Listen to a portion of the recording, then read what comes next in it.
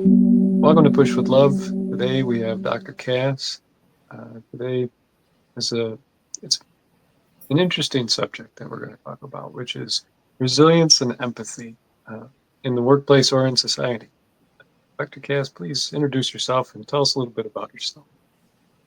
Thank you, Micah. First of all, it is an absolute honor to spend this time with you, somebody I value, somebody I value the relationship with. So thank you for the opportunity.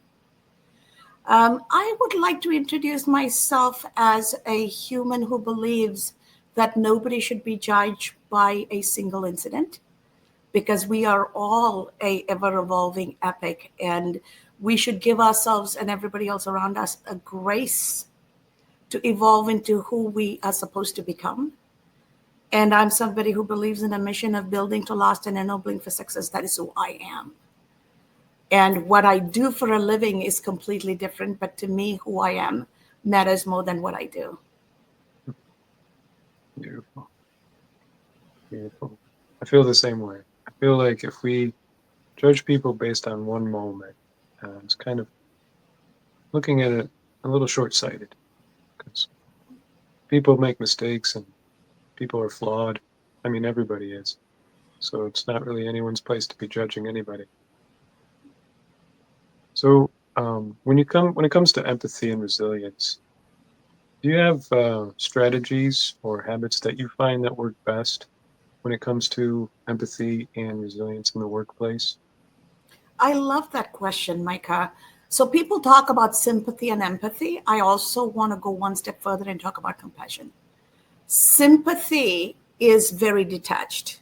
Empathy is emotionally attached, but still not actionable. Compassion is taking action and going beyond saying I have empathy, right? So to me, compassion is important. Me showing up with compassion is important.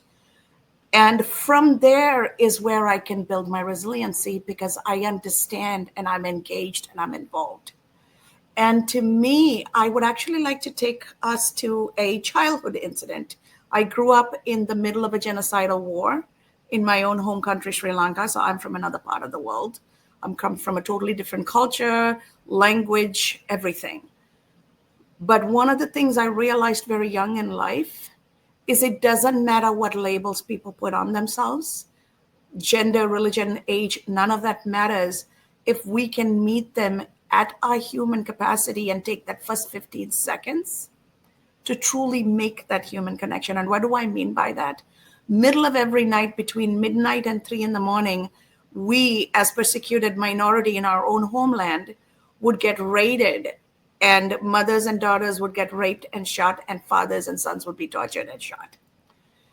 And in that environment, how do I receive the people, the soldiers who come to do this to us? My whole approach is, oh my God, you look so tired. I know what they did just now to the house before mine. But I put that aside and I meet them at their humanity without coloring it with what they have done.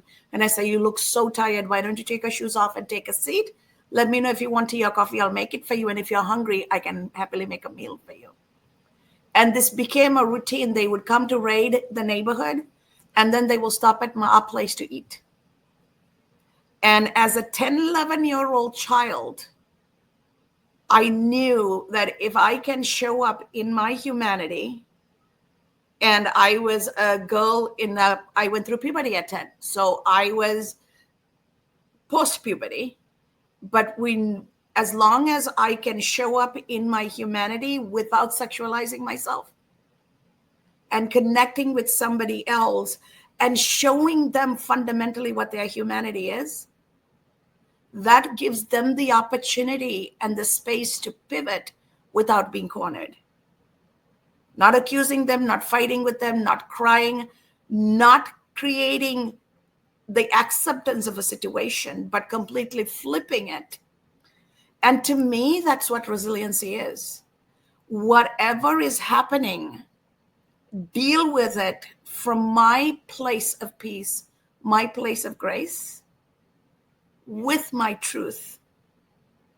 And then force the other people to step up and say, no, really, I'm really a horrible person and I'm going to do this to you, right?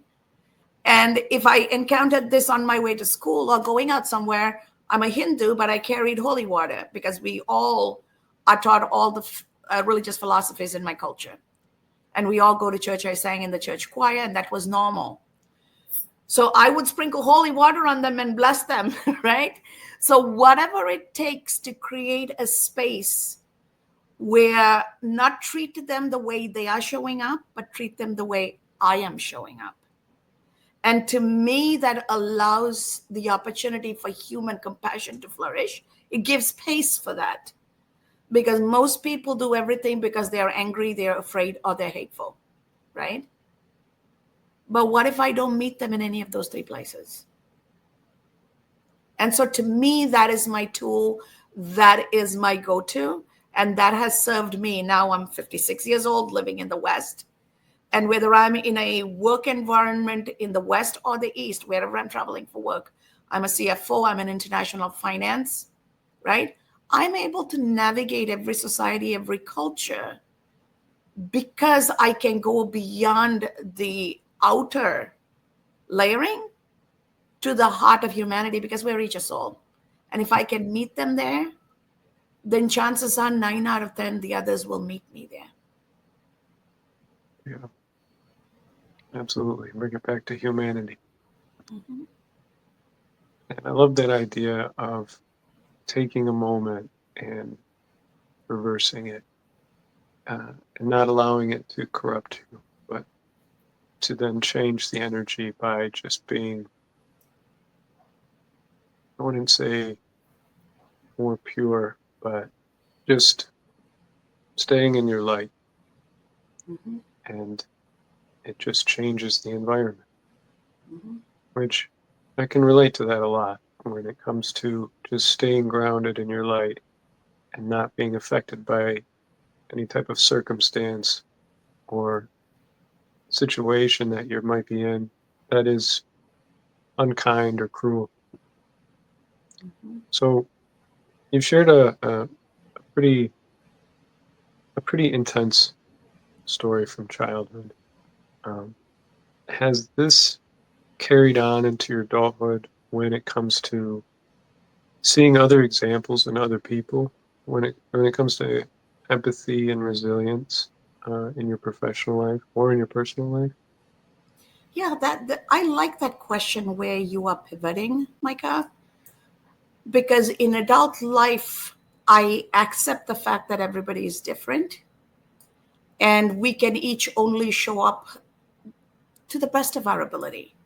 So, getting back to my culture, we believe that we are each a soul and we're having this human experience, and every soul is evolving in its own pace. And the goal of the soul is to meet its maker, but we're on different stages. So I have been trained and I have embraced the fact that not everybody is going to be where I am. Everybody is going to be in different places, right? There is no hierarchy. We're all in different places.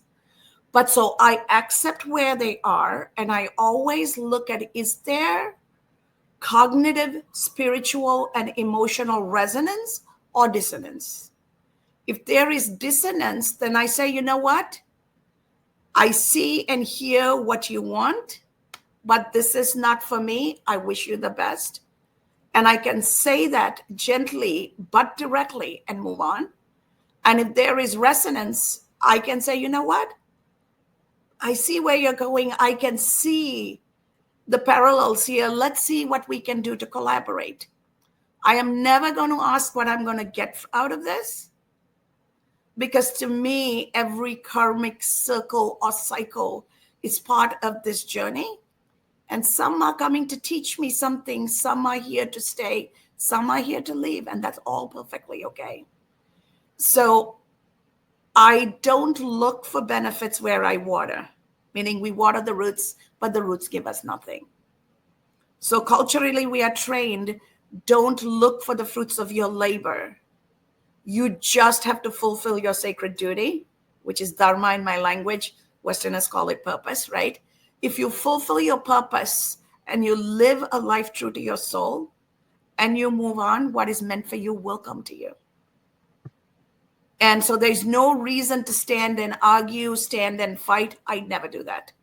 I do what I need to do, and when I'm done, I just leave, because my role here is done and my karmic debt is paid, and I don't have to encounter this soul again, and I don't have to deal with this BS ever again in the rest of my eternity, right? So there's a different sense of take for human relationships and human interaction.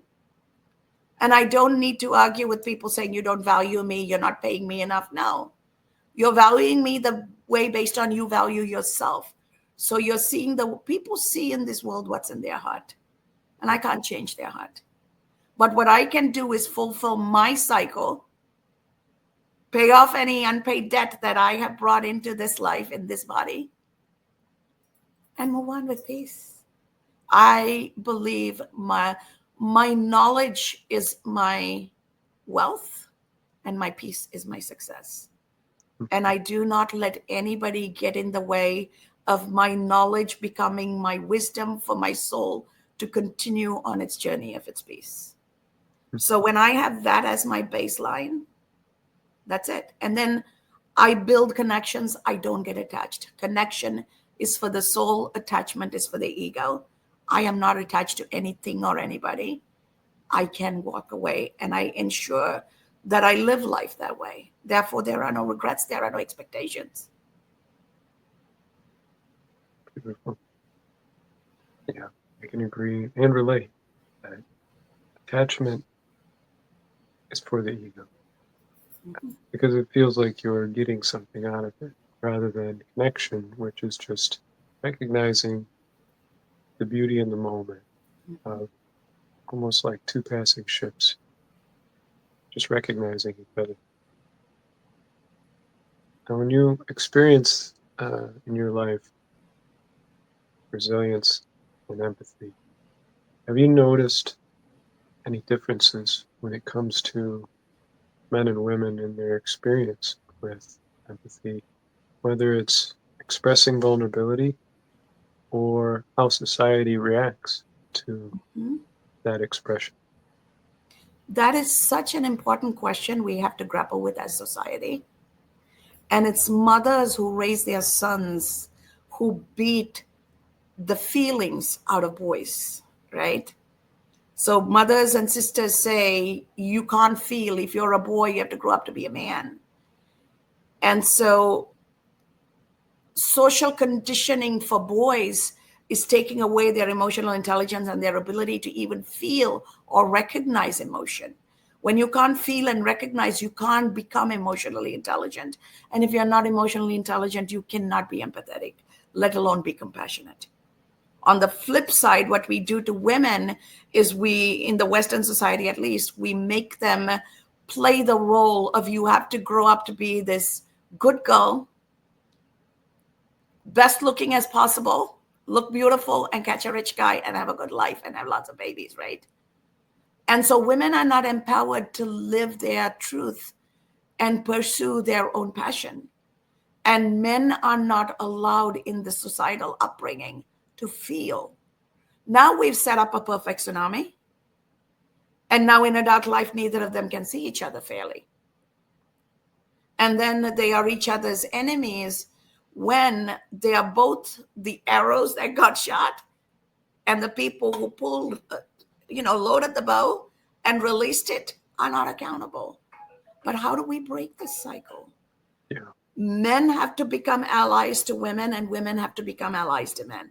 This is how you and I met, Micah. This is what we are to each other. And so how do we hold space just as much as we tell men, you need to treat every woman as your sister, your mother, your aunt, your daughter? Why can't women take their own advice and be the mother, the grandmother, the aunt, the sister to the man, and show up with compassion and grace and help them get past their ego to walk to their humanity when they have 21 plus year conditioning to break down their humanity to just embrace their ego and do? They are never taught to be. Boys are taught to do, Yeah. right? And the girls are taught to be somebody's arm candy. Neither of them are taught right. I don't come from this culture, so it just surprises me. But what if we break the cycle? And to me, it all starts with one or two people standing up and saying, you know what, we're going to do it a little differently. And then showcasing it and normalizing it. Because empowered women cannot have a successful life without empowered male allies in their lives. We're human. We are here as part of a society. Yeah, Does that help? yeah, I agree. I agree. It takes both energies. It takes the male and the female, or the masculine and the feminine.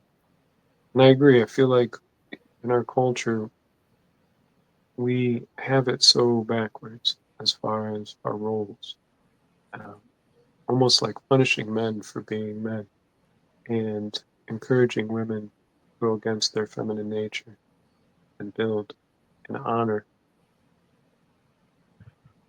It is something that we need to kind of set by example for the younger generations coming out.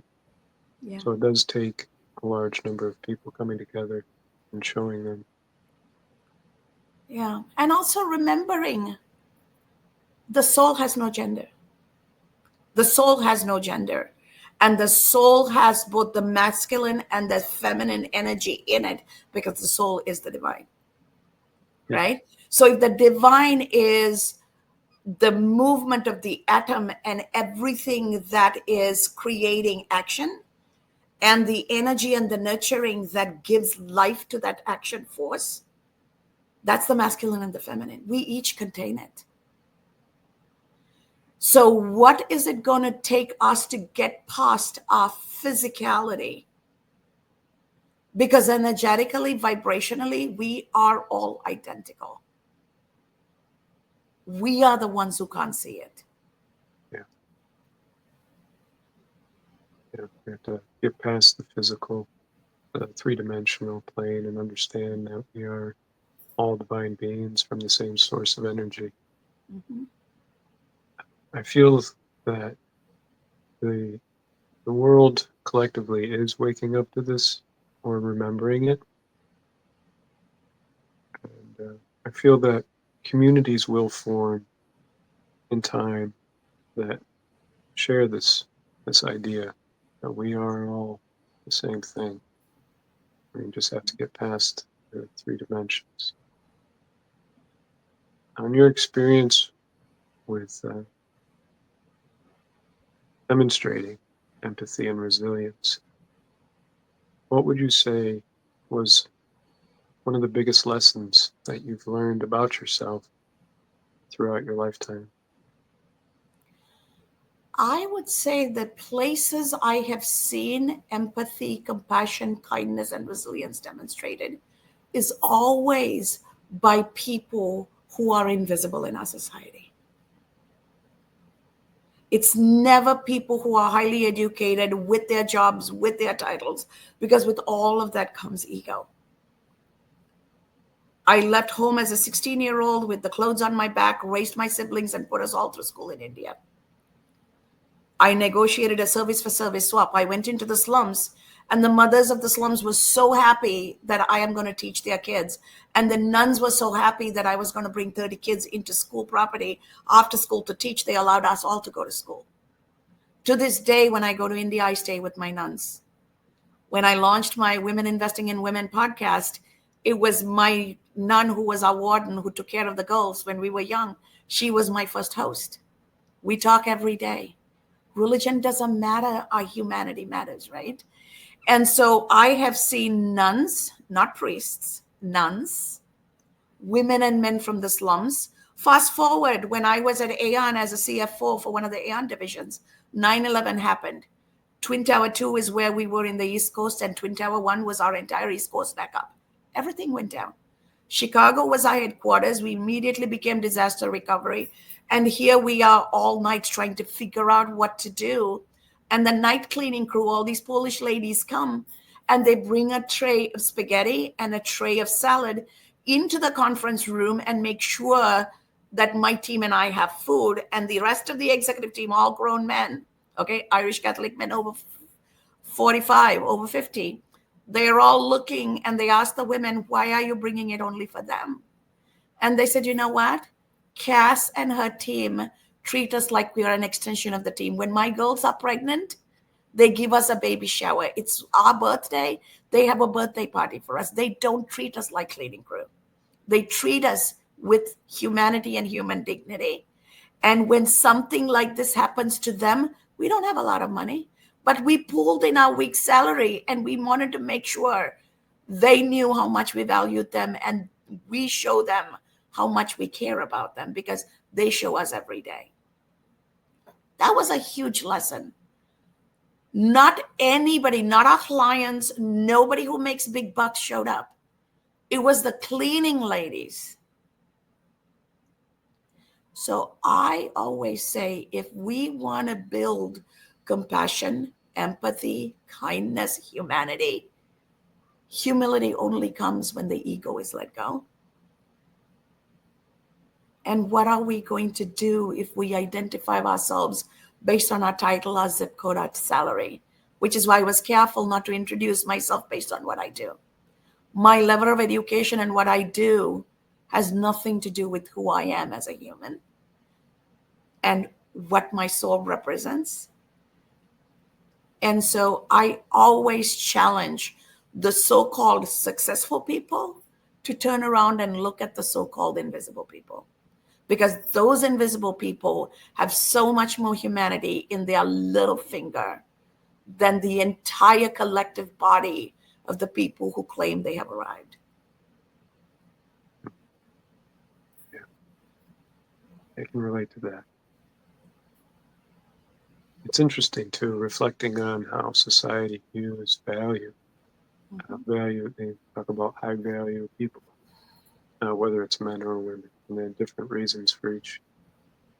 But it's also very construed and almost backwards. The values that they determine what is a high value man or woman, whether that is status or salary or whatever.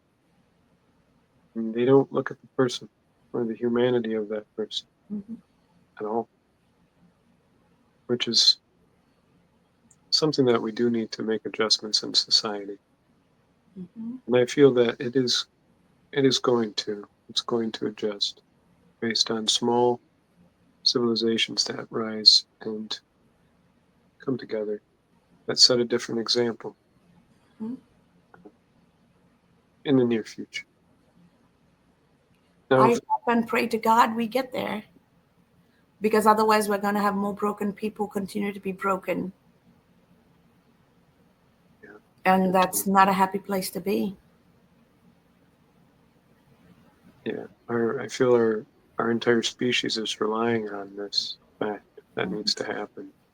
Uh, And it's so Otherwise, simple, right, Micah? It is so simple yeah, to just acknowledge and accept, not tolerate, accept the person for who they are without judgment. We need to make decisions on what's going to work for us, but we don't have to judge other people because we don't even know what they're going through. yeah, And if anybody is so inclined to judge, first ask. yeah. Ask. That's the simplest thing too, isn't it? Yeah. If you want to know, just ask. But most people prefer to judge rather than have conversation. So if you could have just a moment to give advice to somebody that may be listening and feels invisible and is overlooked by society because of their status or their employment, what advice would you give them? The same advice I give myself every day. And I'm going to start with a quote from Rumi. Rumi is a Persian poet, somebody I absolutely adore. And he talks about how each of us are not a drop in the ocean. We are the entire ocean in a drop. My soul is the totality of my maker in a drop, giving life to this body. So are you. The divine is inside of you. Draw from inside. Surround yourself with people who are capable of seeing the divine inside of you. Anybody who doesn't are the type of people who value things and use people. They're not for you. And when you ever feel down, or just as a daily practice, go out after dinner and look up at the sky. The moon is visible in different stages in a 28-day cycle. Regardless of what you see, the moon is all. So are you. So are you. Beautiful. Yeah, when I completely resonate with that message. I feel the same way. There's so much that you can draw from when it comes to nature, including the stars. Uh, Mhm. Feeling that comfort from the sun during the day, and just the beauty of looking at the moon at night or the stars. There's so many nights that I've felt lonely, but if I went outside and just looked up, I didn't feel so lonely anymore. Yes. Yes. Well, I appreciate your time and all the wisdom that you shared with me today. And I always enjoy your energy. I feel like it's very calming and welcoming. Thank you, Micah. And same here. Same here. I value you. I value your friendship. I value how you are showing up with grace. Nobody said life was going to be easy, but it's who we surround ourselves with and the grace with which we show up. So thank you for all you do. And absolutely a delight to share this moment with you. Thank you. Thank This has been Push with Love with Dr. Kaz. Please remember to like and subscribe. And until next time, take care.